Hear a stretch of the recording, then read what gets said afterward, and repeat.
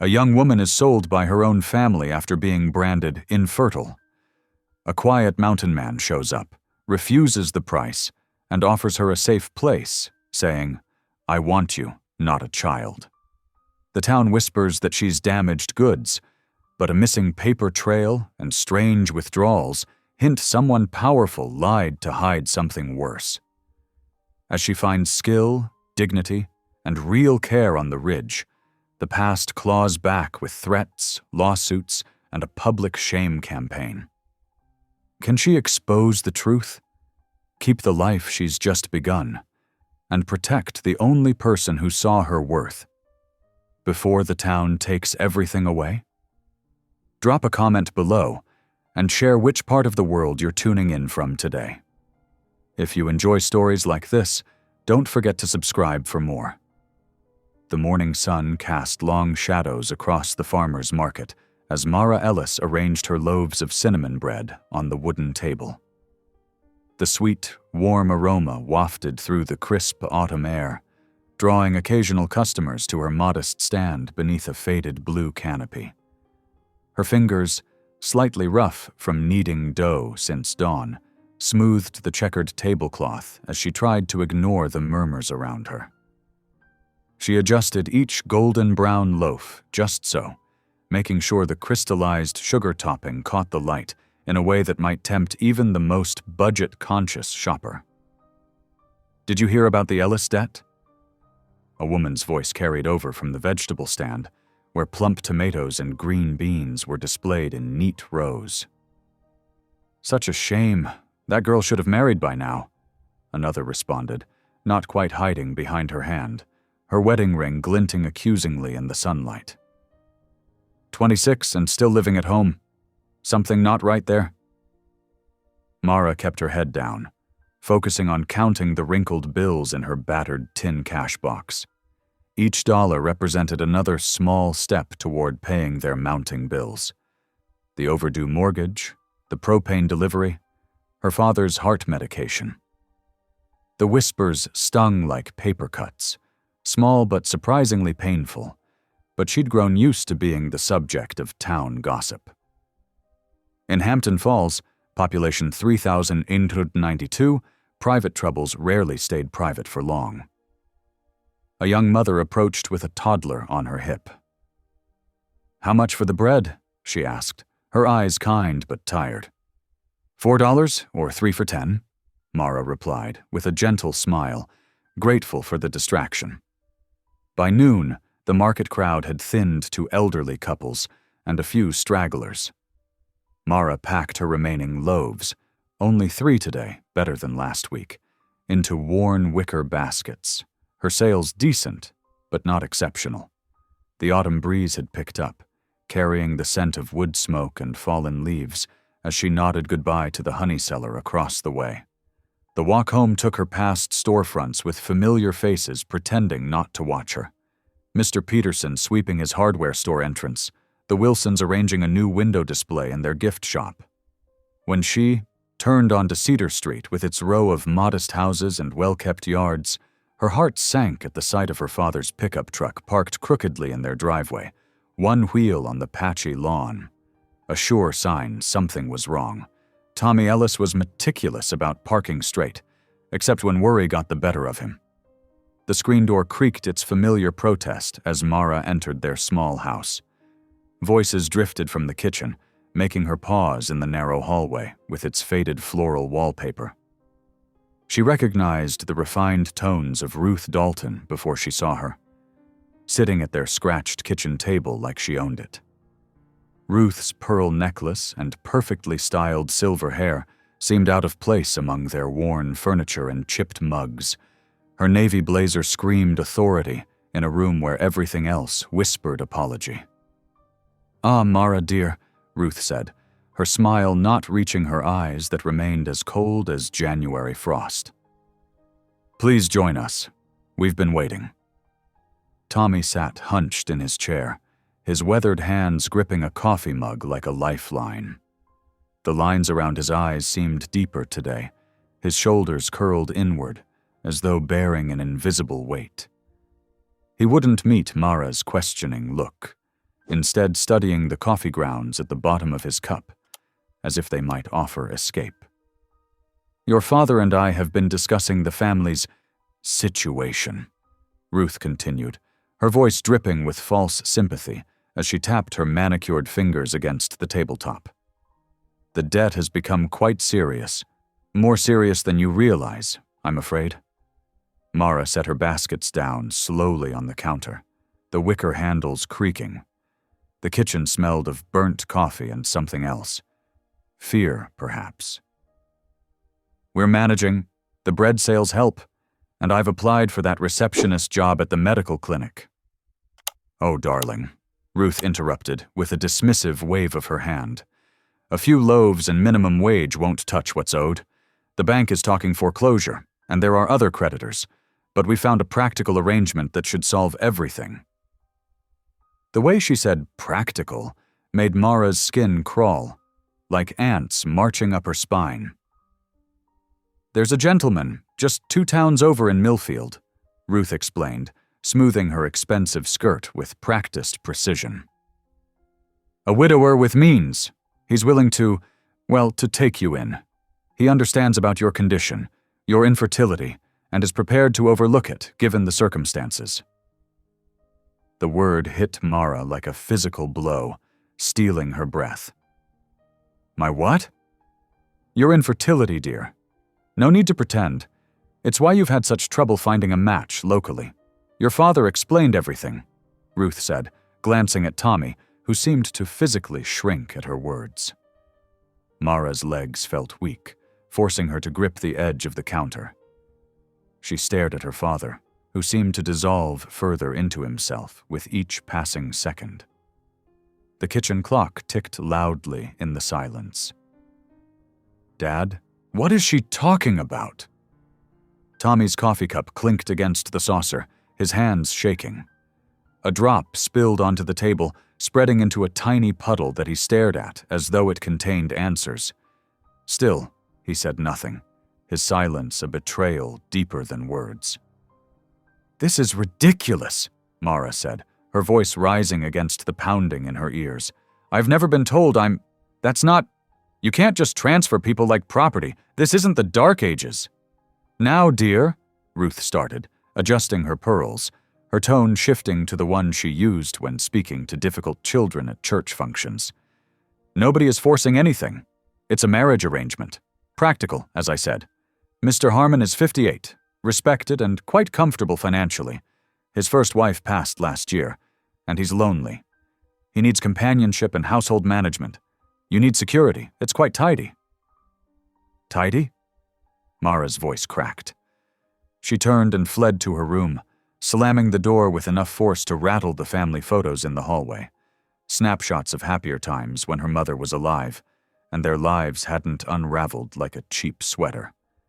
Mara sat on her bed, mind reeling, fingers clutching the faded quilt her grandmother had made. Through her window, she watched the sun sink behind Mrs. Henderson's maple tree, painting the sky in shades of orange and purple that would have been beautiful under different circumstances. The day's events felt surreal, like a nightmare she couldn't shake off, a horror movie playing on repeat. As darkness settled over the little house, voices drifted up from downstairs through the heating vent. Her father's voice, tense and angry on the phone, no longer cowering but desperate. "I know what I said, but I can't do this to her. No, listen, you promised time. The signing tonight, don't bring him into this. Please, there has to be another way." Mara pulled her pillow close to her chest, fear coiling in her stomach like a cold, heavy snake. Whatever was happening, whatever her father had gotten them into, it was worse than she'd imagined. She lay in bed fully clothed, too anxious to change for sleep, listening to the cicadas chirp outside her window while her mind raced with worry about what tomorrow might bring. In the distance, a car engine started up, then faded away, leaving only silence and the weight of unspoken truths hanging in the darkness. Dawn crept through the kitchen windows, casting weak light on Tommy Ellis's slumped form at the table. Mara paused in the doorway, her chest tight at the sight of him. His normally neat work shirt was wrinkled, as if he'd slept in it. Dark circles shadowed his eyes, and his hair stuck up in places like he'd been running his hands through it all night. The creases in his forehead seemed deeper this morning, aging him beyond his years. The coffee pot sat cold and empty. Neither spoke as Mara moved to fill it, the morning routine feeling anything but normal. Her sore fingers trembled slightly as she measured the grounds, aware of the heaviness hanging in the air. The silence stretched like a rubber band ready to snap, punctuated only by the scrape of the metal spoon against the ceramic container and the soft gurgle as water began to heat. Finally, Tommy's voice came out rough, like sandpaper on wood. "I had to do it, Mara. They came last night." His words seemed to echo in the small kitchen, bouncing off the worn linoleum floor and faded curtains. She froze, coffee grounds spilling across the counter like dark snow. "What did you do?" Her heart began to pound, a drumbeat of dread in her chest. "These men. They said they'd take the house, everything." His hands trembled as he spread papers across the table, the edges crinkled from being clutched too tightly. "I signed. I'm so sorry, baby girl. I signed you away." His voice broke on the last word, a crack in a dam that had been holding back the flood. The world tilted sideways, colors blurring at the edges of her vision. Mara gripped the counter to stay upright, her knuckles turning white with the effort. "You sold me?" The question came out barely above a whisper, as if speaking it louder would make it more real. Before Tommy could answer, heavy boots sounded on the porch, each thud a nail in the coffin of her freedom. A sharp knock followed, authoritative and demanding. The man who entered wore a pressed suit that seemed out of place in their humble kitchen, like a hawk among sparrows. His face was all angles, his eyes cold as winter as he surveyed the room with clinical detachment. "Miss Ellis, I'm Mr. Reed, here to facilitate your transfer." He pulled more papers from his briefcase, the crisp sound of them unfolding cutting through the stunned silence. "Please pack immediately. Only essential items." "No." Mara's voice shook like a leaf in autumn. "Dad, tell him no." She looked desperately at Tommy, searching for any sign of the protective father she'd always known. But Tommy stared at his hands, shoulders curved in defeat, as if all the courage had been drained from him overnight. The morning light highlighted the gray at his temples, making him appear small and old. "Your father's signature is legally binding," Mr. Reed stated flatly, his tone suggesting he'd had this conversation many times before. "I suggest you comply to avoid complications." The threat beneath his polite words hung in the air like smoke. Mara looked between them, the businessman's impassive face, her father's bowed head, and felt the trap closing, iron bars of circumstance locking into place. "This can't be legal." Her voice caught on the words, hope and desperation tangled together. "I assure you it is. Now, your bag?" Mr. Reed glanced at his pocket watch, clearly impatient to complete this transaction and move on. With no help coming from Tommy, Mara stumbled to her room, each step feeling like she was walking underwater. Her hands shook as she grabbed her mother's old suitcase from under the bed, the leather worn smooth in places from years of use. She stuffed in clothes without seeing them, her movements mechanical. Tears blurred her vision as she added her hairbrush, a photo of her mother in a simple frame, her Bible with its cracked spine and dog-eared pages. Mr. Reed stood watching from the doorway, his shadow falling across her bed like a stain. "That's sufficient." His clipped tone suggested he was checking off a task on a list. As he turned to lead her out, something fluttered from his coat pocket, a small white rectangle against the dark floorboards. In one quick motion, Mara scooped up the paper, hiding it in her sleeve. Her heart pounded against her ribs as she glanced at the scribbled words. Harper's Place. The name sparked recognition in some dusty corner of her memory. Harper, the reclusive mountain man people whispered about in town. The one who never came down except for supplies, who lived alone in a cabin somewhere in the hills. Strange tales circulated about him, though Mara had never known which to believe. Outside, a wagon waited, the horse stamping impatiently in the dirt of their yard. Mr. Reed helped her up without warmth, his grip firm but impersonal, then climbed beside her. Tommy stood in the doorway, looking small and broken, a ghost of himself. "Dad, please," Mara whispered, one last plea as the distance between them grew. But the wagon lurched forward with a creak of wooden wheels, leaving him and everything she knew behind. The familiar shapes of home, the crooked mailbox, the old oak tree, the garden she'd tended since childhood, receded into the distance until they were just memories. They traveled for hours, the sun climbing higher in the sky, beating down on Mara's head and shoulders. The countryside rolled by in a blur of green fields and scattered farmhouses. Finally, they stopped at a weathered building with a crooked inn sign swinging in the afternoon breeze, paint peeling from its wooden face. Mr. Reed led her to a dim room upstairs, the floorboards groaning underfoot. A single bed with a thin mattress, a washstand with a chipped basin, and a small window with yellowed curtains made up the entire space.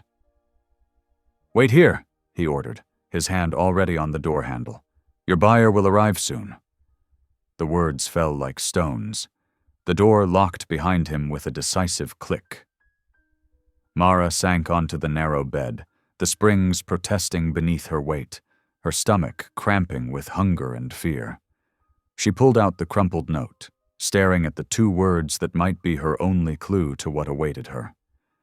The paper felt fragile between her fingers, as delicate as her hopes. Outside, the afternoon sun began to fade, shadows lengthening across the hills visible through the small window.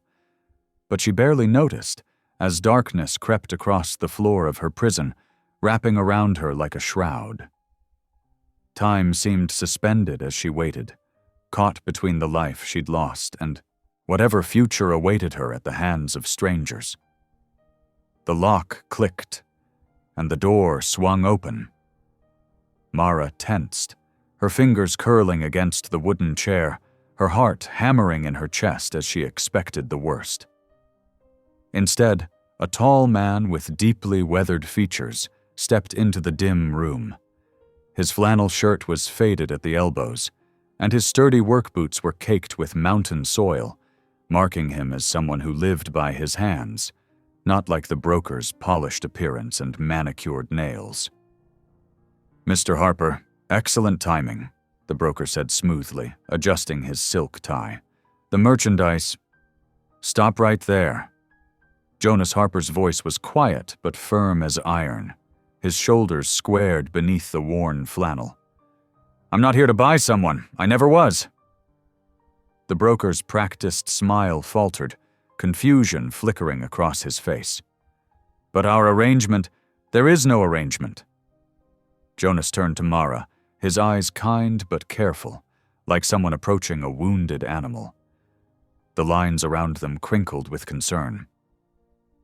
"Are you all right, Miss Ellis? Has he harmed you?" Mara couldn't find her voice. Her throat felt dry as dust, and she swallowed hard. This wasn't what she'd expected when they'd locked her in this room with its musty curtains and water-stained ceiling. She'd prepared herself for something much worse than this gruff-looking man with gentle eyes.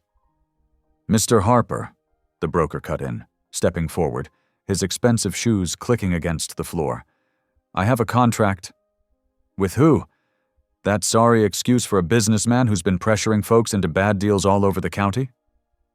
Jonas stepped between Mara and the broker, his broad back a shield. I heard what was happening from Sally at the diner. I'm here to stop it, not participate in it." The broker's face reddened, a vein pulsing at his temple. "This transaction is legal by the terms of—" "Legal!" Jonas's laugh held no humor, just a sharp edge like broken glass. "Should we ask Sheriff Matthews about that? I'm sure he'd be mighty interested in what's happening in this back room." "You still need to pay the agreed amount," the broker insisted, though his confidence was visibly cracking like thin ice under pressure. Jonas pulled out a worn leather wallet from his back pocket. "I'll give you half, for the trouble of bringing her here. Take it or explain yourself to law enforcement. Your choice." The broker hesitated, then snatched the money, his lips thin with anger. "Fine, she's yours. Just get out." "She's nobody's," Jonas corrected firmly. He turned back to Mara, his voice softening like a gentle breeze after a storm. "Miss Ellis, I have a spare room at my place up on the mountain. You're welcome to it, no strings attached, no expectations. Or I can take you somewhere else. A women's shelter in Ridgeville, maybe. Your choice entirely." Mara studied him, her mind racing like leaves in a windstorm. She'd heard whispers about Jonas Harper around town, the mountain man who kept to himself, but always dealt fairly with others. He fixed people's cars for what they could afford, and left firewood for the widow Jenkins without taking credit. It wasn't much to go on, but compared to the broker or the unknown buyer who might still arrive. She nodded slowly, her shoulders relaxing just a fraction. "Get your bag," Jonas said gently, nodding toward her small suitcase in the corner. "My truck's outside. We'll leave right now." The drive up the mountain was quiet at first. Mara watched the sunset paint the sky in brilliant oranges and soft pinks, trying to process everything that had happened in the last 24 hours. The road wound higher and higher, leaving the town with all its painful memories behind. Pine trees grew denser on either side, their shadows stretching across the rutted dirt road. "I heard some folks talking," Jonas said finally, his calloused hands steady on the steering wheel. "About you being infertile, about your father's debts." Mara flinched, her fingers automatically touching her abdomen. "I didn't even know until yesterday. The doctor told my father before he told me." The betrayal still felt raw, a wound too fresh to touch. "People say what suits them. They twist things to their advantage." He kept his eyes on the road, navigating a sharp curve. "I want to be clear. I don't want a child from you. I never did. I want you safe. That's all. No conditions." The simple statement brought unexpected tears to her eyes. Such a basic human kindness shouldn't feel so overwhelming. She turned to the window, unable to respond through the tightness in her throat, watching as the first stars appeared in the darkening sky. They drove until full dark, the truck's headlights cutting through the night, illuminating deer that watched them pass with curious eyes. Finally, they turned onto a narrow drive that led to a solid-looking cabin nestled among towering pines. Solar lights marked the path to the front door, casting a warm, welcoming glow against the night. "Come on," Jonas said, switching off the engine. "You must be exhausted after everything you've been through." Inside, the cabin was warm and clean, with simple, handcrafted furniture and a faint smell of wood smoke and pine. A quilt draped over a comfortable-looking sofa, and bookshelves lined one wall. Jonas led her down a short hallway to a small bedroom with fresh linens on the bed, and a window that would overlook the forest in daylight. "Bathroom's across the hall," he said, pointing to a door. "There are clean towels in there. Lock your door if it makes you feel safer. Nobody will harm you under my roof. You have my word on that." He paused, his expression earnest in the soft lamplight. "Get some rest, Miss Ellis. We can figure out next steps tomorrow, when you've had a chance to breathe." Mara woke to unfamiliar birdsong and warm sunlight streaming through cotton curtains that danced gently in the morning breeze. For a moment, she felt disoriented in the simple guest room with its pine furniture and braided rug. Then yesterday's events came rushing back like a tide. Her escape, the market, Jonas's unexpected kindness. The aroma of fresh coffee drifted under her door, rich and inviting, along with the quiet sounds of someone moving in the kitchen. Cabinet doors opening and closing, the scrape of a pan on the stove. After washing up at the small porcelain sink and changing into yesterday's clothes that still smelled faintly of the market, she hesitantly made her way down the narrow hallway toward the kitchen, her sock-covered feet silent on the wooden floors. Jonas stood at the old stove, his broad shoulders turned to her as he scrambled eggs in a well-seasoned cast-iron pan, morning sunlight catching in his dark hair. "Morning," he said, glancing over his shoulder with a small, reassuring nod. "Coffee's ready if you'd like some. Mugs are in the dish rack." "Thank you." Mara found a blue ceramic mug in the wooden dish rack and poured herself a cup from the speckled enamel pot, grateful for something normal to do with her trembling hands. The rich aroma wrapped around her like comfort. "Can I help with anything? Set the table, maybe?" "Just about done here." He divided the fluffy yellow eggs onto 2 mismatched plates, adding golden brown toast that popped up from an ancient toaster. "Sit. Eat. You need your strength." They ate in awkward but not uncomfortable silence at the small kitchen table by a window that looked out onto pine trees and mountains. The eggs were good, seasoned simply with salt and pepper, and the toast had just the right amount of butter melting into it. Mara took small, careful bites, still unused to eating without fear. "I need to chop some wood this morning," Jonas said, rising to clear their plates with efficient movements. "Winter's coming faster than folks think up here at this elevation. You're welcome to rest, or read some books, or—" "I'd like to help around the house," Mara said quickly, the words tumbling out before she could second-guess herself. "Please, I need to keep busy. My thoughts get too loud when I'm still." Jonas nodded, understanding in his deep-set eyes. "Whatever makes you comfortable. No expectations here." Once he headed outside with an axe slung over his shoulder, Mara started cleaning with nervous energy. The cabin was already tidy, but she found satisfaction in the simple tasks, washing dishes until they gleamed, sweeping pine needles from the hardwood floors, folding the patchwork quilt on the couch just so. She noticed details as she worked, carefully organized tools hanging from labeled hooks in the mudroom, sturdy furniture that showed signs of being handmade with dovetail joints and hand-rubbed finishes, books well worn but treated with care on built-in shelves. Everything spoke of someone who lived deliberately, with respect for his possessions and space, a stark contrast to the chaotic home she'd grown up in. The rhythmic sound of chopping wood floated through the open windows. Thunk, crack, then the clatter of split logs being stacked. Mara was dusting the living room shelves lined with books about carpentry and local wildlife when a firm knock at the door made her jump, nearly dropping a carved wooden bird. "Hello," called a warm, melodic voice that reminded Mara of her grandmother from long ago. "Jonas, it's Evie. I've brought those preserves I promised." Before Mara could decide what to do, hide or answer, Jonas's voice came from outside. "Come on in, Evie. Door's unlocked." An elderly woman with silver hair pulled into a loose bun and kind eyes crinkled at the corners entered, carrying a wicker basket covered with a red checked cloth.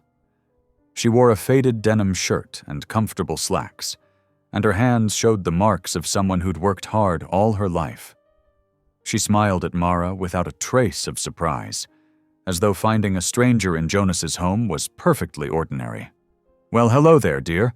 I'm Evelyn Morales, Everyone calls me Evie, Jonas's nearest neighbor, though that's still a good mile away up here in these mountains.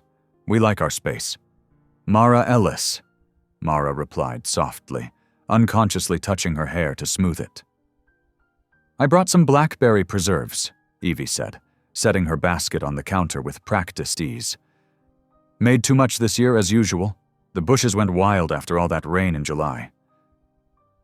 Jonas came in through the back door, wiping sweat from his forehead with the back of his arm. His shirt clung slightly to his shoulders. Evie makes the best preserves in 3 counties, won blue ribbons at the fair 5 years running. Oh, hush, you'll give me a swelled head. Evie waved him off with a weathered hand, but her clear eyes were studying Mara carefully, taking in her thin frame and wary posture. After a moment, she said, Jonas, be a dear and get that jar of honey I left in my car. I meant to bring it in with everything else, getting forgetful in my old age. Once Jonas stepped out, the screen door slapping gently behind him, Evie turned to Mara. You look like someone who could use a friend, honey, and maybe a good meal or 3. The simple kindness in her voice nearly undid Mara completely. She blinked hard against sudden tears that burned behind her eyes, swallowing against the tightness in her throat. I heard some talk in town, Evie continued gently, her voice lowered, about you being infertile, labeled as damaged goods. You know, my friend Dr. Lila Chen would tell you that's not something anyone can declare without proper medical testing, and a whole lot more care than those folks showed you. Mara's head snapped up, her heart suddenly pounding. What?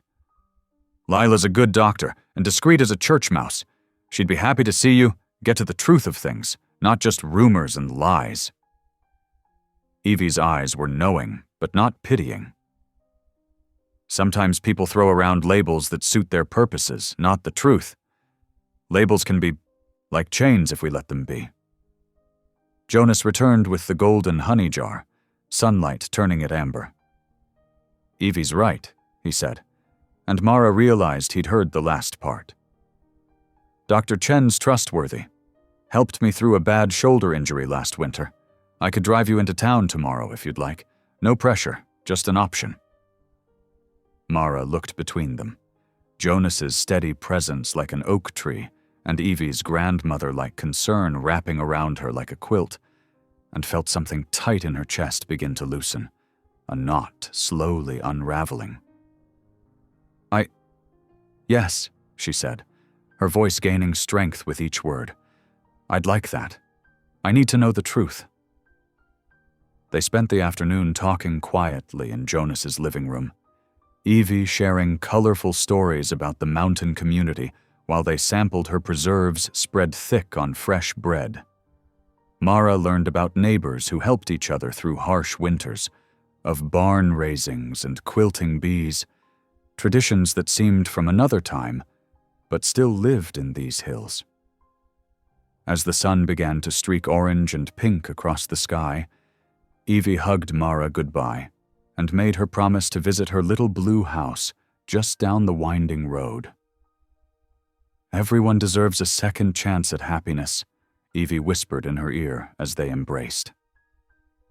That evening, Mara sat cross-legged on the braided rug in front of the fireplace Jonas had built, watching the flames dance and snap over cedar logs. The warmth reminded her of Evie's kindness, of Jonas's quiet support that asked nothing in return. For the first time since her father's betrayal, she felt the cold knot of fear in her stomach begin to thaw, replaced by the tiniest seedling of hope. Maybe she wasn't as alone as she'd thought. Maybe, just maybe, there was a place for her in this world after all. The morning sun barely peeked over the mountains as Jonas's truck wound down the dirt road toward town. Mara sat quietly in the passenger seat, watching the scenery change from dense forest to scattered houses. Her hands were folded tightly in her lap, knuckles white with tension. The truck bumped over potholes, kicking up dust behind them as they descended into the valley where the small town nestled against the foothills. You okay? Jonas asked, glancing over. His weathered face showed concern as he navigated a particularly rough patch of road. She nodded. Just nervous. Her voice was barely audible over the rumble of the engine. A strand of hair fell across her face, and she tucked it behind her ear with a trembling hand. Dr. Chen's good people. She'll treat you right, Jonas assured her. Known her for years, straightforward, honest. Doesn't sugarcoat, but doesn't judge either. He tapped his fingers on the steering wheel, a small gesture meant to comfort. The clinic was a small white building on the edge of town, with cheerful flower pots lining the walkway and a worn welcome sign hanging slightly crooked on the door. Jonas parked in the gravel lot and walked Mara to the entrance, his steady presence a shield against her anxiety. A short woman with graying hair pulled into a practical bun, and kind eyes behind simple glasses greeted them in the waiting area that smelled of antiseptic and old magazines. "I'm Dr. Chen," she said, extending her hand to Mara. Her grip was firm but gentle, her smile genuine. "Come on back." In the examination room, with its faded motivational posters and well-worn equipment, Dr. Chen listened carefully as Mara explained how she'd learned of her supposed infertility diagnosis. The doctor's expression grew increasingly concerned, her eyebrows drawing together as she made notes on a clipboard. "And no one ever examined you? Ran any tests?" Dr. Chen asked, looking up from her notes with disbelief clouding her features. Mara shook her head, her shoulders hunching slightly. "They just told my father. He told me." "Well," Dr. Chen said, pulling out her clipboard and setting it on the countertop with purpose. "Let's start with the basics and get you some real answers. Not hearsay, not rumors, medical facts." The examination was thorough but gentle. Dr. Chen explained each step in a soothing, matter-of-fact tone, ordered blood work with careful instructions to the nurse, and took detailed notes in her precise handwriting. She checked Mara's vitals, asked questions about her medical history, and performed a complete physical with professional efficiency. When they finished, she sat across from Mara with a serious expression, her chair creaking slightly as she leaned forward. "I've checked your medical records, or tried to. There's nothing documenting any fertility issues. No tests, no examinations, no diagnosis." She leaned forward, her voice lowering. "Mara, I can't make any promises until we get the lab results, but I see no obvious signs of infertility. Someone labeled you without any medical basis, without any truth behind it." Mara's hands trembled in her lap, and her throat tightened. "But why would anyone—" "Sometimes people use medical labels to control others," Dr. Chen said quietly, her eyes reflecting years of seeing similar situations. "We'll know more in a few days when the lab work comes back. But please understand, this was never about your health. It was about something else entirely." Walking out of the clinic around noon, Mara felt lightheaded with a mix of hope and rage swirling through her body like opposing currents. The bright sunlight seemed too harsh against her raw emotions. Jonas touched her elbow gently, steadying her as they walked toward the truck. "Let's get some lunch," he suggested, his voice practical but kind. "You need to eat something. Can't process all this on an empty stomach." The diner was busy with the lunch crowd, filled with the clatter of silverware and the hum of conversation. As they entered, conversations hushed like a wave receding from shore. Mara felt the weight of stairs pressing on her back as they found a booth near the back, the vinyl seats cracked with age. "Club sandwich is good here," Jonas said casually, opening his menu and ignoring the whispers that circulated around them like smoke. "And the potato soup, homemade." Mara tried to focus on the menu, the words swimming before her eyes, but she could hear snippets of conversation. Ellis girl and living with Harper. Her cheeks burned hot with embarrassment and anger. A waitress approached, her curious gaze lingering a moment too long. Jonas caught Mara's expression across the table. "They'll find something else to talk about soon enough," he said quietly. "Small towns run on gossip like cars run on gas, but it burns out quick when there's nothing to feed it." They ate quietly, Jonas maintaining a steady stream of casual conversation about mundane things. The weather, his garden plans for the spring, a fence that needed fixing on the north side of his property. His calm presence and ordinary talk helped Mara breathe easier, anchoring her to the present moment instead of the storm of questions in her mind. On the drive back up the mountain, dark clouds gathered overhead, casting shifting shadows across the landscape. Mara broke their comfortable silence, her voice stronger than it had been all day. "I need to know who did this," she said, watching the trees blur past the window. "Who started the infertility story and why? What they wanted from me, or from my father." Jonas nodded, keeping his eyes on the winding road as it climbed steadily upward. "We'll figure it out. Dr. Chen might have ideas about where to start looking. Records, paperwork, something that might leave a trail." "You'll help me?" Mara turned to look at his profile, his jaw set with determination. "Of course." He said it simply, like there was never any question, his eyes briefly meeting hers before returning to the road. The first raindrops hit the windshield as they pulled up to the cabin, fat drops leaving streaky paths on the glass. They hurried inside just as the sky opened up, rain drumming on the roof like impatient fingers. Jonas built a fire in the stone fireplace, arranging kindling and logs with practiced hands, while Mara made coffee in the kitchen, the familiar routine already feeling natural between them. Settling into a chair with her mug, steam curling up like a question mark, Mara watched the flames dance and spark against the darkening afternoon. "Thank you," she said quietly, her voice barely audible above the crackling fire and drumming rain. "For today. For everything." Jonas added another log to the fire, sparks rising up the chimney like tiny stars. His movements were deliberate, his presence solid as the mountains themselves. "We'll get to the truth," he promised, meeting her gaze directly. "Whatever it is." Morning sunlight sparkled on wet leaves as Jonas stepped onto the porch, keys jingling in his hand. The storm had cleared, leaving behind that fresh, clean smell that follows rain.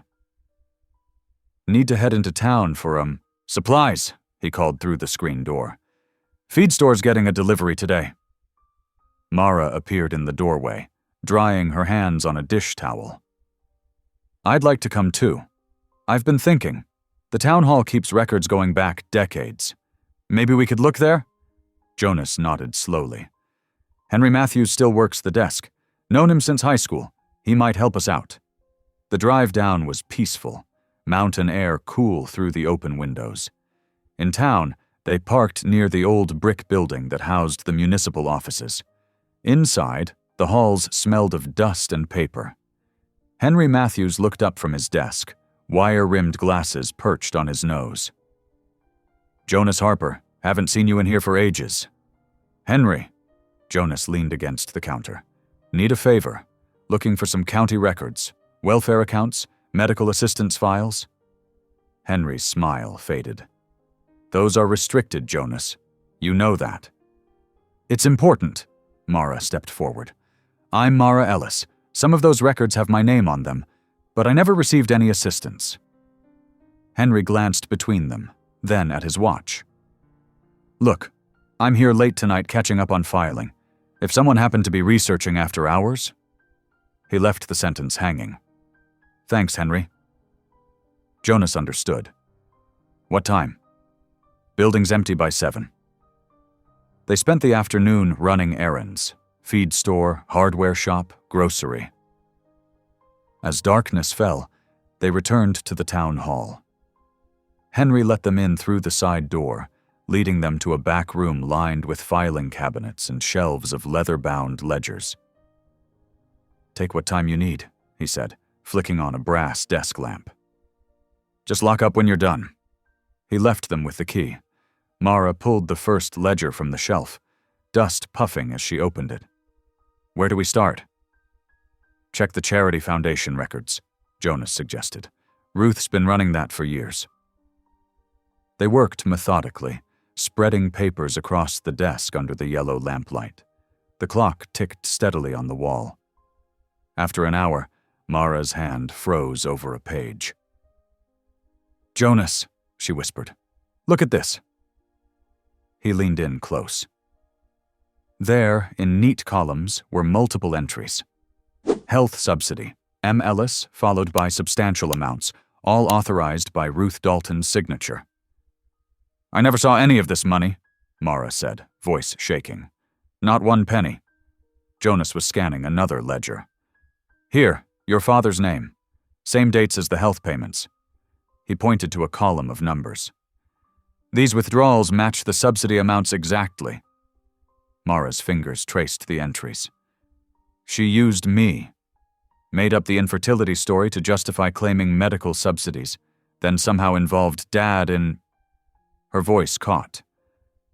"All those whispers about the Ellis debt.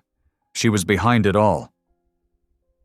"Ruth's been running her foundation like a private bank," Jonas said grimly, "using people's medical needs as cover for moving money around."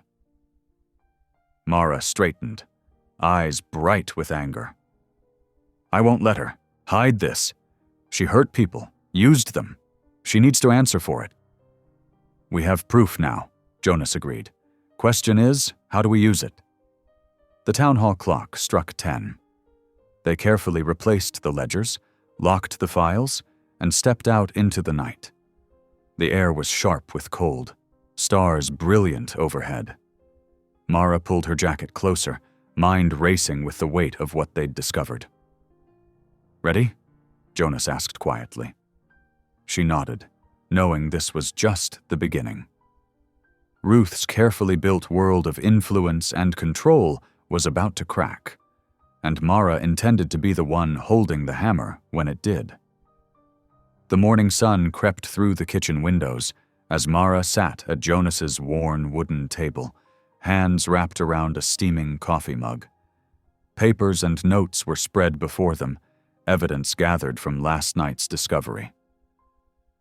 "Just tell them exactly what happened," Jonas said, buttering a piece of toast. "Start with how Ruth arranged your sale, then explain what we found in the ledgers." Mara nodded, pushing her eggs around the plate. "I'm scared, Jonas. Ruth has so much influence.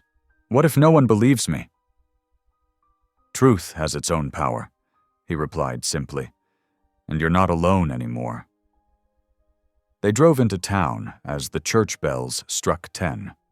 The monthly Harvest Council meeting was held in the town hall's main room, where folding chairs had been set up in neat rows. The space was already crowded with familiar faces: farmers, shopkeepers, teachers. Ruth sat in the front row, elegant in a navy dress, whispering to her usual circle of supporters. Pastor Neil called the meeting to order. After routine business about crop yields and winter preparations, he opened the floor for community concerns. Mara's heart pounded as she stood. "I have something to say," she began, her voice trembling slightly. She felt Jonas's steady presence behind her. 3 days ago, my father sold me to pay off debts. Debts I now know were manipulated by Ruth Dalton. A shocked murmur rippled through the room. Ruth's face hardened. "For years I was labeled infertile, a label I never knew about until Ruth used it to justify selling me." Mara's voice grew stronger. "Yesterday, Dr. Chen found no medical basis for this claim. And last night we discovered records showing Ruth's foundation claimed health subsidies in my name, money I never saw." "This is ridiculous," Ruth interrupted, standing sharply. "Tommy Ellis's debts are well documented. We tried to help that family for years. Now this unstable girl comes here with wild accusations." They're not wild, Mara countered. The ledgers show everything. Your foundation took money using my name, then somehow involved my father in covering it up.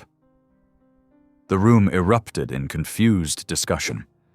Some people shook their heads, muttering about Ellis trouble.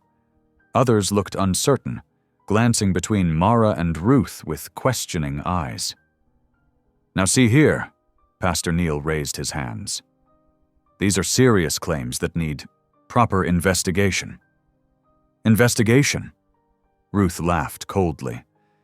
Into a charity that served this community for 20 years, based on the word of a girl who's clearly suffering from emotional distress? I'm not distressed, Mara said firmly. I'm finally seeing clearly. You used me, Ruth. Used this whole town's trust in you. More arguing broke out. Pastor Neil tried repeatedly to restore order, but the meeting dissolved into heated debates. Ruth gathered her supporters and swept out, while others clustered in corners, whispering and pointing. By late afternoon, Mara felt drained as Jonas drove them back up the mountain. The truck bumped along familiar roads in silence. At the ranch, she walked straight to the front porch and sank into an old wooden chair, staring at the distant peaks painted gold by the setting sun. The screen door creaked. Jonas appeared with a soft plaid blanket, draping it around her shoulders. You did good today, he said quietly. Did I? Mara pulled the blanket closer. Nothing was resolved. Ruth still has her supporters. But others are questioning now. Seeds of doubt were planted. Jonas leaned against the porch railing. Sometimes that's how change starts. Not with a bang, but with people starting to ask the right questions. They shared a simple dinner of soup and bread. Mara could barely eat, the day's events playing over in her mind. By 8 o'clock, she excused herself to bed, too exhausted to think anymore about what might come next. Mara jerked awake, her heart racing. In her dream, she'd been trapped in a dark room while Ruth's voice echoed accusations. The bedroom felt too small, too close. She slipped out of bed, pulled on her sweater, and quietly made her way to the front door. The night air was crisp and clean. Stars dotted the black sky like scattered diamonds. To her surprise, a familiar figure sat in Jonas's old rocking chair. Evie? Mara whispered. Couldn't sleep either, honey. Evie's warm voice carried in the stillness. The older woman patted the chair beside her. I came by after hearing about the meeting. Been sitting here a while, just thinking. Mara settled next to her, drawing her knees up. I made such a mess of things today. No, child. You stood up for truth. That's never a mess. Evie reached beside her chair and lifted something wrapped in brown paper. Here, I brought you something. Mara unwrapped the bundle to find a beautiful handmade quilt. Her fingers traced the intricate pattern of blues and greens woven together like mountain streams. My grandmother made that, Evie said softly. She was branded a troublemaker too, you know. Fought for women's right to own property back when that wasn't proper talk for ladies. She chuckled. My Aunt Sophie faced worse. Couldn't have children, and people treated her like she wasn't whole. But she helped raise half the kids in town. Taught school for 40 years. What happened to them? Mara asked, pulling the quilt around her shoulders. They lived. Really lived. Sophie traveled every summer, painted beautiful things. My grandmother started a lending library in her front room. They found their own ways to matter. The screen door creaked behind them. Jonas stepped out, his hair tousled from sleep. Thought I heard voices. Everything okay out here? Just having a little midnight gathering, Evie smiled. Pull up a chair, Jonas. He settled on the porch steps instead, his presence solid and reassuring in the darkness. I was just telling Mara about my family's stubborn women, Evie continued. Seems to me she fits right in with that tradition. They talked quietly for a while, their voices mixing with the night sounds of crickets and distant owls. Evie shared more stories about strong women who'd faced judgment but found their own paths. When she finally stood to leave, she hugged Mara tight. "Remember," she whispered, "your worth isn't in what others say about you." After Evie's car disappeared down the dark road, Mara and Jonas stayed on the porch. The quilt was warm around her shoulders, but her thoughts were troubled. "I keep thinking about what Ruth said," Mara admitted softly. "About me being unstable, causing problems. Maybe she's right. Maybe I'm just making trouble for everyone. For you." Jonas was quiet for a long moment. When he spoke, his voice was gentle but firm. "Your worth isn't in bearing children, Mara. It's in who you are. Your kindness, your courage. Don't let anyone tell you different. But your life was peaceful before I came. Now you're caught up in all this mess because of me." Tears pricked at her eyes. "I'm ruining everything." "You're giving it back to me," Jonas said simply. Mara turned to look at him, surprised. "I was existing, not living," he continued. "Hiding up here, avoiding real connection. You reminded me what it means to stand for something, to care." They sat in companionable silence until the night air grew too cold. As the grandfather clock inside struck 2, they rose to head in, both changed by the quiet honesty they'd shared. The morning sun was already high when Mara finally made her way to the kitchen. Her late-night talk with Jonas and Evie had left her sleeping past her usual early rising time. She found a note from Jonas on the counter. "Gone to town. Back this evening." Before she could wonder about his plans, there was a knock at the door. Evie stood there holding 2 canvas bags full of baking supplies. "Hope you're ready to get your hands dirty," Evie announced cheerfully. "We've got pies to make for the community fair." Soon the kitchen was warm, with the scent of cinnamon and butter. Evie showed Mara her secret technique for perfectly flaky crusts while they worked side by side. "You've got good hands for this," Evie observed, watching Mara precisely crimp a pie edge. "Reminds me of when you worked at the clinic." Mara's hands stilled. "That feels like a lifetime ago." "You were an excellent nurse's aide," Evie continued, measuring out sugar. "The way you cared for people, how gentle you were with the elderly patients, that's a real gift." "I loved that work," Mara admitted softly. "But after the rumors started..." "Maybe it's time to reclaim that part of yourself," Evie suggested. "Your skills didn't disappear just because some people tried to label you." Meanwhile in town, Jonas was having a busy morning. His first stop was Dr. Chen's office, where the doctor was reviewing files at her desk. "I've requested Mara's complete medical history," Dr. Chen told him. "Once those arrive, we can prove there was never any legitimate infertility diagnosis." "How long will that take?" "A few days. Maybe a week." Dr. Chen's expression was determined. "I won't let this kind of medical manipulation stand." At the diner, Jonas carefully approached old friends and acquaintances. Over coffee and between bites of pie, he asked gentle questions about the Dalton Charity Foundation. "Come to think of it," Mrs. Peterson whispered, glancing around, "the numbers never quite added up when I was on the board, but Ruth would get so angry if anyone questioned things." "She's got too much power in this town," Mr. Wilson added in low tones. "But if you find real proof of wrongdoing, well, I'd stand with you." Back at the ranch, Mara and Evie had filled the kitchen with finished pies, apple, cherry, and peach all cooling on the counters. "You see?" Evie said, wiping flour from her hands. "Your talents are still there. They were never gone, just waiting for the right moment." The sun was setting when Jonas's truck pulled up. He found them cleaning the kitchen, the air sweet with baked fruit and spices. "Something smells amazing in here," he said, hanging up his jacket. Over a simple dinner of soup and fresh bread, Jonas shared what he'd learned. People are starting to question things, he explained. They're willing to speak up if we can prove the charity funds were misused. Really? Mara asked, hope creeping into her voice. Really. Dr. Chen's helping too. We're not alone in this.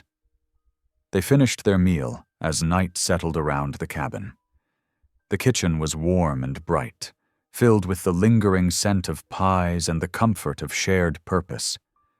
Stars began appearing in the dark sky outside the window, peaceful and constant.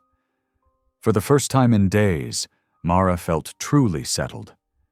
She might not have all the answers yet, but she had friends willing to stand beside her, skills she could reclaim, and a growing sense that justice was possible. The morning dawned bright and bitter cold, frost coating the window panes of Jonas's cabin. Mara stood at the kitchen window, clutching a cup of coffee, her mind on her father. I need to check on him, she said when Jonas came in from feeding the animals. Something doesn't feel right. Jonas studied her face carefully. Are you sure you're ready for that? No, Mara admitted, but he's still my father. The drive into town was quiet, the truck's heater barely keeping up with the chill. As they pulled up to Tommy's small house, Mara's stomach tightened at the sight of her childhood home. The paint was peeling worse than she remembered, and dead leaves cluttered the porch. Tommy opened the door before they could knock. His eyes darted between them, never quite making contact. You shouldn't be here, he said, but stepped back to let them in. The house smelled stale, with dirty dishes piled in the sink. Tommy paced the kitchen, his movements jerky and anxious. Empty coffee cups littered the counter, suggesting sleepless nights. Dad, Mara said softly. What's wrong? He kept pacing, running his hands through his disheveled hair. Ruth was here this morning, he finally muttered. Mara's heart sank. What did she want? Tommy stopped moving but still wouldn't look at her. She offered to pay off the debts, all of them. The house would be safe. What's the catch? Jonas asked, his voice tight with suspicion. I had to sign something. Tommy's words came out in a rush. A statement saying Mara's unstable, that Jonas took advantage, manipulated her into making false accusations. The room went completely still. Mara felt as if all the air had been sucked out of her lungs. You didn't, she whispered. Tommy's silence was answer enough. How could you? Tears spilled down Mara's cheeks. After everything, you betrayed me again? I'm going to lose the house, Tommy's voice cracked. They'll take everything. You already took everything from me. Mara's legs began to shake. My freedom, my reputation, and now this? Jonas stepped forward, placing a steady hand on her shoulder. We need to go, he said quietly. His calm tone barely masked his anger, but his touch was gentle as he guided Mara toward the door. Mara, please, Tommy called after them, but she couldn't bear to look back. The drive back to the ranch passed in a blur. As soon as they arrived, Mara fled to her room, closing the door behind her. She curled up on the bed, her father's betrayal crushing her chest like a physical weight. Outside her door, she heard Jonas's heavy boots in the hallway. He didn't knock or try to speak, but she could sense his presence as he sat down, his back against the wall beside her door. The silent support made fresh tears flow. The afternoon light was fading when the phone rang. Jonas's voice was muffled as he answered it, but she could make out Dr. Chen's name. Their conversation was brief. Later, Jonas knocked softly. Dr. Chen called. She's traced the missing files but needs a few more days to access them. He paused. I made some soup, if you're hungry. Mara couldn't find her voice to respond. Eventually, she heard his footsteps retreat. She forced herself to eat a few spoonfuls at dinner, the soup tasting like nothing in her mouth. Jonas didn't press her to talk, respecting her need for silence. When she returned to her room early, the weight of her father's second betrayal followed her into uneasy dreams. Sunlight filtered through Mara's window, waking her to another morning. Her eyes felt swollen and tender from crying, but as she sat up in bed, something had shifted inside her. The hurt remained, but it was joined by a fierce spark of determination. She found Jonas in the kitchen, already on his second cup of coffee. He looked up, studying her face. "How are you holding up?" "I'm done letting Ruth destroy what's left of my life," Mara said, her voice stronger than she expected. Jonas nodded slowly, then said, "I've been thinking. What if we hosted a community health fair here at the ranch?" "A health fair?" "Free screenings, basic care. Show folks who you really are." He gestured toward his workshop through the window. "Got plenty of space out there. Could set up tables, make it welcoming." Mara considered it, remembering her days as a nurse's aide. People might not come. Some will. And those who do will see the truth about you. They spent the next few hours transforming Jonas's workshop. They swept away sawdust, wiped down surfaces, and arranged folding tables into neat stations. Mara organized the basic medical supplies Dr. Chen had agreed to bring: blood pressure cuffs, thermometers, first aid materials. Around 1 o'clock, Dr. Chen arrived with 3 volunteers from the clinic. "This is exactly what we need," she said, surveying the setup. "Sometimes the best answer to lies is simple service." By mid-afternoon, the first townspeople began trickling in. Some looked uncertain, but others smiled warmly at Mara.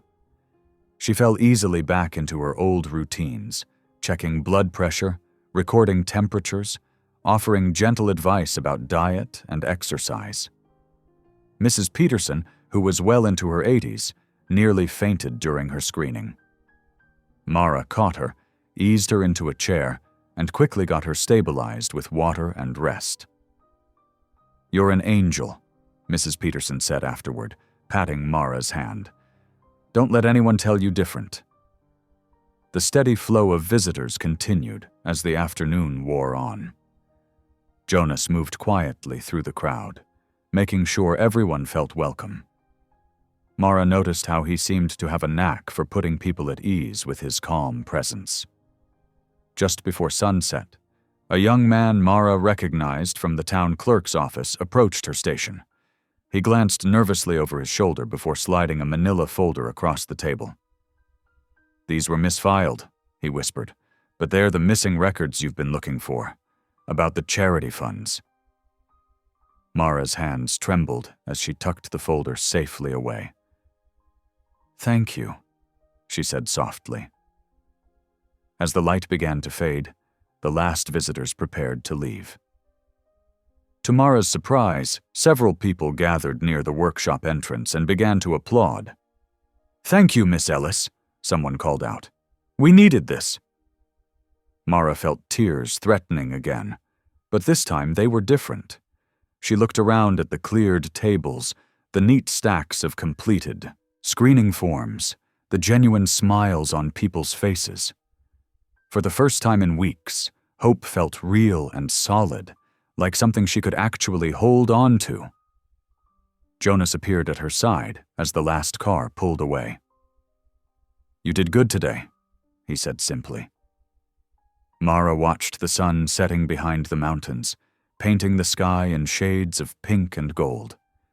The folder with the records felt heavy with promise in her pocket. She was tired, but it was the good kind of tired that comes from doing meaningful work. "We did good," she corrected him, and meant it. The last rays of sunlight had faded when Jonas and Mara began clearing away the remnants of the health fair. Folding chairs clacked as they stacked them, and the workshop slowly returned to its usual order.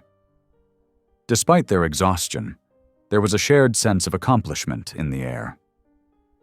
These screening forms show we helped 32 people today, Mara said, straightening papers on one of the tables. Jonas smiled, wiping down a surface with a cloth. You helped them. I just provided the space. The sharp ring of Jonas's phone cut through their peaceful moment. He pulled it from his pocket, frowning at the unfamiliar number. Jonas Harper speaking, he answered, his voice cautious. Mara watched as his expression darkened. His shoulders tensed, and his free hand gripped the edge of the table. She could hear the clipped, professional tone of whoever was on the other end. I understand, Jonas said finally. Yes, I'll expect the paperwork.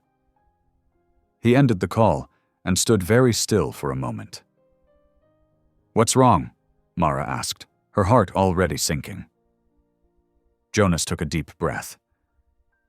That was Benjamin Maxwell, Ruth's lawyer. She's filed a formal complaint against me, claiming I'm exploiting you for financial gain. He paused, his jaw tight. And they've managed to place a temporary lien on my land due to an old debt. What debt? Mara's voice cracked. Something I've been working to pay off for years. I thought I had more time. He tried to keep his voice steady, but Mara could hear the strain. This is because of me, she whispered. She's trying to hurt you to get to me. Jonas shook his head firmly. No. This is Ruth trying to maintain control, nothing more. They moved to the kitchen, where Jonas pulled out a worn folder from a drawer. Under the warm glow of the overhead light, they spread papers across the table. Bank statements, property documents, and now the new complaint that had arrived by email. I can't believe she's doing this to you, Mara said, scanning the legal language that seemed to blur before her eyes. You've done nothing but help me, and now your home is at risk. Listen to me, Jonas said, reaching across the table to touch her hand. This place, this land, it matters to me, but not more than doing what's right. We have those records now, remember? We'll fight this. Mara nodded, but guilt churned in her stomach. She watched Jonas study the papers, noticed the tired lines around his eyes, the way he kept rubbing his neck. This good man who had offered her safety was now facing his own crisis because of her.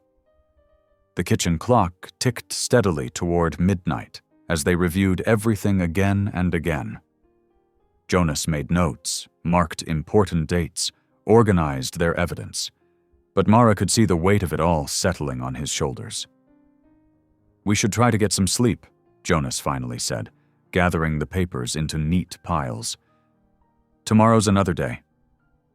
Mara stood, her body aching from the long day. Jonas, I'm so sorry. Don't, he said gently. We're in this together now. That's all there is to it.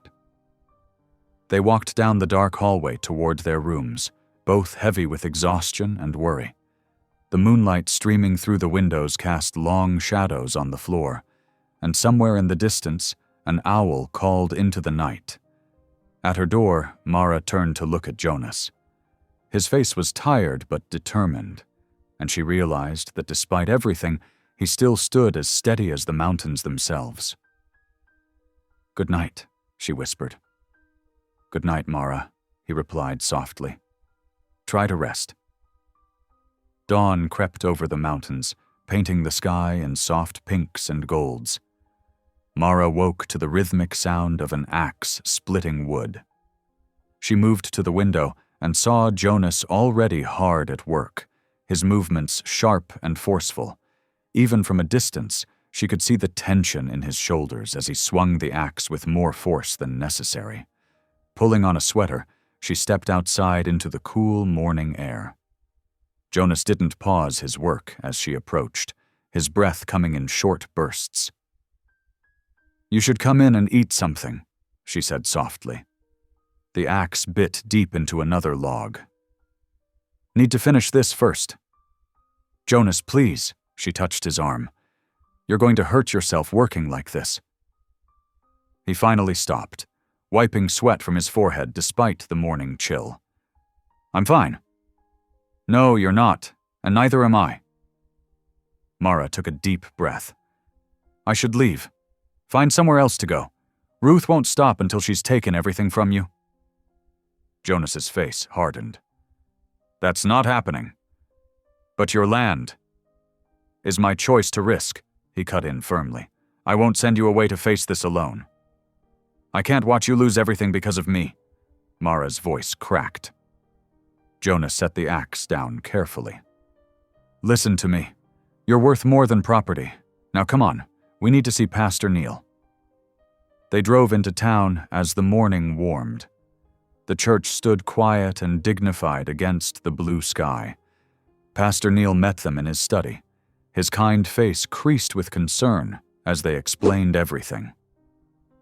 "I should have seen what was happening," he admitted, shoulders slumping. "Should have questioned Ruth's influence more.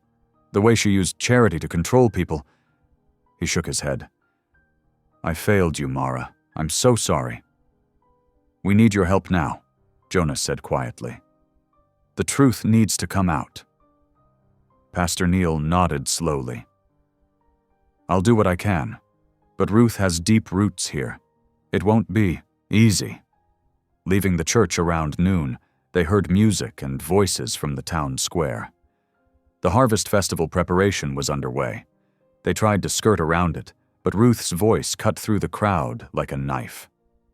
"Well, if it isn't the happy couple," she called out, her smile sharp as glass. Several people turned to stare. "Jonas, dear, you really should have thought this through better. Throwing away good land for damaged goods?" Mara felt the words like physical blows. Her cheeks burned as whispers rippled through the crowd. "That's enough," Jonas growled, but Ruth wasn't finished. "Jonas will regret wasting his land on you," she announced loudly. "Mark my words." The silence that followed was deafening. Nobody moved to defend them. Nobody spoke up. They just watched, uncomfortable but unwilling to intervene. Jonas guided Mara back to the truck, his hand steady on her back even as she trembled. The drive home passed in a blur of tears she couldn't hold back. As soon as they arrived, she fled toward the ridge that overlooked the valley. The town looked so peaceful from up here, she thought bitterly. So pretty and perfect, hiding all its cruel secrets. The sun was sinking toward the horizon when she heard footsteps behind her. Jonas didn't say anything at first, just stood beside her. When the first sob broke free, he pulled her into his arms, holding her as she finally fell apart completely. "I don't know how to fight anymore," she whispered against his shirt. "Then I'll fight for both of us," he said firmly. "I might lose this land, Mara, but I'm not losing you. You hear me? We'll figure something out." They stayed there until the sun touched the mountains, casting long shadows across the valley. Finally, together, they walked back toward the cabin, their steps slow but matched. They were battered but not broken, holding on to each other in the fading light. The morning sun had barely cleared the mountains when urgent knocking startled Mara from her coffee. Jonas opened the door to find Evie on the porch, breathless and flushed. "You both need to come to town right now," she said, gripping the doorframe. "It's Tommy. He's at the square telling everyone everything." Mara's cup clattered against the counter. "What?" "He showed up at dawn, looking like he hadn't slept. Said he couldn't live with the lies anymore." Evie's eyes were bright. "He's still there, speaking to anyone who'll listen." Jonas grabbed his truck keys. "Let's go."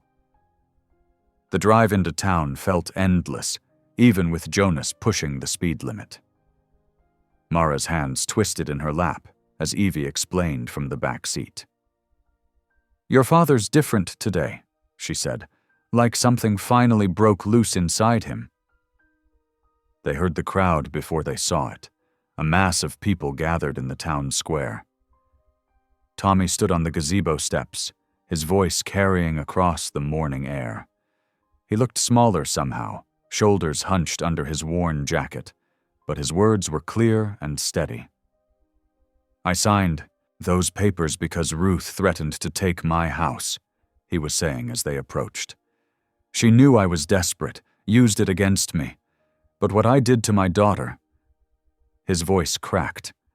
"That shame is mine to carry." Mara pushed through the crowd, Jonas close behind her. Tommy's eyes found her, filled with tears. "I lied about Mara being unstable. Ruth made me do it, said she'd help with the debts if I did. But that wasn't the first lie." He pulled out a leather-bound book. "This ledger shows how Ruth's charity really worked, how she used people's troubles to control them." A man Mara recognized as Ruth's former accountant stepped forward. "I saw her forge entries myself. She claimed medical expenses in Mara's name that never existed." Pastor Neil moved to stand beside Tommy, his presence lending weight to the confession. "Our community has failed in allowing manipulation to pass as charity," he announced. "We must make this right." Someone called out from the crowd, "The lien on Jonas's land?" "Already contacted the county office," Pastor Neil replied. "All actions are suspended pending investigation." Mara felt Jonas relax slightly beside her. People were beginning to approach them now, offering awkward apologies and shame-faced explanations. Mrs. Weber from the bakery hugged Mara tightly, whispering, "I'm so sorry, dear," against her hair. A commotion near the courthouse drew their attention. Ruth stood at the top of the steps, face twisted in fury as she watched her carefully constructed control crumble. Without a word, she turned and stalked away, her heels clicking sharply against the stone. Tommy descended the gazebo steps slowly, looking older and more tired than Mara had ever seen him. He stopped a few feet from her, uncertainty written across his face. "I know sorry isn't enough," he said hoarsely. "I know I don't deserve." Mara cut him off by stepping forward and wrapping her arms around him. He stiffened in surprise, then hugged her back fiercely, his tears dampening her shoulder. "I was so scared," he whispered. "But that's no excuse for what I did to you." "No, it's not," Mara agreed softly. "But this is a start." They stayed there a moment longer, both crying quietly as the crowd dispersed around them. When they separated, Jonas was waiting patiently nearby. The three of them drove back to the ranch in the early afternoon light, the air feeling lighter somehow. The mountain stood solid and unchanging against the sky as they pulled up to the cabin. Mara paused on the porch, looking back toward town. For the first time in weeks, she felt something close to peace. The truth was finally out, and with it came the first real hope for healing. The afternoon sun cast long shadows across Jonas's yard as Mara helped Evie arrange folding tables borrowed from the church. The older woman had shown up an hour ago, declaring that a proper celebration was needed. "You can't have truth without Thanksgiving," Evie insisted, spreading checkered tablecloths with practiced hands. "And Thanksgiving needs people." Jonas emerged from the workshop carrying extra chairs. "I'm not sure about all this fuss," he said, but his eyes were warm. "Hush now," Evie scolded gently. "Let people show their love." By early evening, the ranch came alive with neighbors streaming up the dirt road, carrying covered dishes and warm greetings. Children darted between the pine trees, their laughter floating on the mountain air. Old Mr. Peterson brought his famous barbecue, and Mrs. Weber arrived with 3 different pies. "The chocolate one's just for you, dear," she told Mara with a wink. The county investigator, Mr. Matthews, pulled Jonas aside near the garden. Mara watched as relief spread across Jonas's face at whatever was being said. When he returned to her side, he squeezed her hand. "Land's safe," he said simply. "They found enough evidence to clear everything." Evie clinked a glass for attention, her silver hair catching the golden light. Listen up, everyone. I've got an announcement to make. She beckoned Mara forward. Our girl here is starting something special, a women's health initiative right from this ranch. Dr. Chen's already promised to help. Dr. Chen stepped forward, nodding. It's time we had proper care up here in the mountains. Mara's got the heart and skills for it. Mara felt tears prick her eyes as applause rippled through the gathering. Jonas's hand found the small of her back, steady and sure. Got something to tell you too, he murmured when the attention shifted away. He led her to the quiet shade of the porch. Set up a trust today for the ranch. Made sure no one can ever use legal threats against us again. Us? Mara's heart skipped. Jonas took both her hands in his weathered ones. Been thinking a lot about what matters. Don't need papers or ceremonies to know what's true in my heart. What's true? She whispered. That I'll care for you all my days if you'll have me. That this place is our home, together. Evie appeared beside them, her eyes misty. Well, go on then. Make your promises proper. I'm here to witness. Under the deepening sky, with fireflies beginning to dance and the sounds of celebration drifting up from the yard, Jonas and Mara spoke simple words of commitment to each other. No preacher, no rings, just honest vows of lifelong care exchanged between two hearts that had found their way home. The party continued as darkness settled, lanterns glowing like earthbound stars. Someone started playing guitar, and couples swayed on the makeshift dance floor by the workshop. Children chased fireflies while their parents shared stories and laughter. Mara sat on the porch steps, watching it all with wonder. A year ago, she'd felt trapped and worthless, labeled by lies. Now here she was, surrounded by community, wrapped in love as real as the mountains themselves. Jonas settled beside her, offering a plate of Mrs. Weber's chocolate pie. The sweetness of belonging filled every bite as they watched their neighbors, now truly their family, celebrate healing under the vast Montana sky. As winter melted into early spring, patches of green began peeking through the melting snow around Jonas's ranch. Now their ranch. The morning air still held a crisp bite, but sunshine promised warmer days ahead. Outside the red barn, a large white medical tent fluttered in the gentle breeze. Inside, Mara arranged supplies for the day's clinic, her movements sure and purposeful. The weekly women's health sessions had become a cornerstone of mountain life, drawing folks from all around who needed care and kindness. Mrs. Peterson, you can come in now, Mara called warmly, holding the tent flap open. Jonas worked nearby, his steady hammer strikes echoing as he repaired winter-damaged fencing. Every so often, he'd glance over at the growing line of women waiting their turn, a quiet pride in his eyes for how far Mara had come.